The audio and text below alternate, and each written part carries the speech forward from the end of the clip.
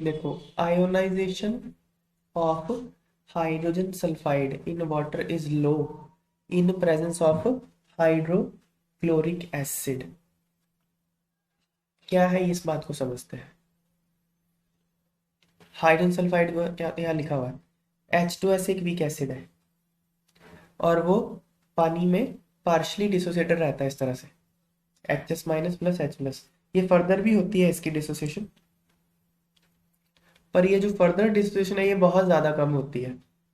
H plus mainly first step से ही आता है, ठीक है। चलो जो भी है, एक स्टेप में दो स्टेप में जैसे भी हो रही है, इसकी डिसोसिएशन बहुत कम होती है। पहले स्टेप में भी कम होती है और दूसरे में तो पहले से ही बहुत ज़्यादा कम होती है। अब अगर आपने, अब मैं एक बार दूसरे को हटा रहा हूँ, पहले को डिस्कस करते हैं, ठीक है। तो अगर आपने इसमें HCl डाल दिया, HCl तो स्ट्रॉन्ग एसिड है, पूरी तरह से टूटेगा ना, ठीक है। तो आपने अगर इसकी कॉन्सेंट मतलब आप सोल्यूशन तो आपका सेम ही है, आपने सेम ही कंटेनर में H2S ले रखा है और HCl भी आपने सेम कंटेनर में डाला ना, तो आपने इस इक्विलिब्रियम में H प्लस की कॉन्सेंट्रेशन को क्या कर दिया, बढ़ा दिया। तो ली चार्टल प्रिंसिपल क्या कहता है, इक्विलिब्रियम कहा जाएगा, बैक जाएगा, क्योंकि आपने बढ़ाया है H प्लस को, सिस्टम उसको कम करना चाहेगा, और कम कैसे होगा, बैकवर्ड जाके। इसको हम क्या कहते हैं कि dissociation of H2S is suppressed due to presence of common ion. HS minus या H प्लस दोनों में से कोई भी आयन अगर मैं डाल देता ना सोल्यूशन में, तो इसकी डिसोसिएशन सप्रेस हो जानी थी। इसको कहते हैं कॉमन आयन इफेक्ट।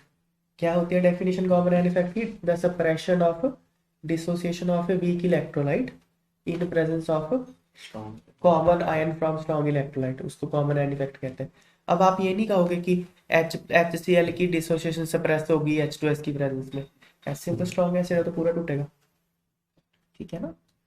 हालांकि इस H प्लस की वजह से HCl को भी रेजिस्टेंस तो होगा डिसोसिएट होने में, पर वो मैटर नहीं करता, ठीक है।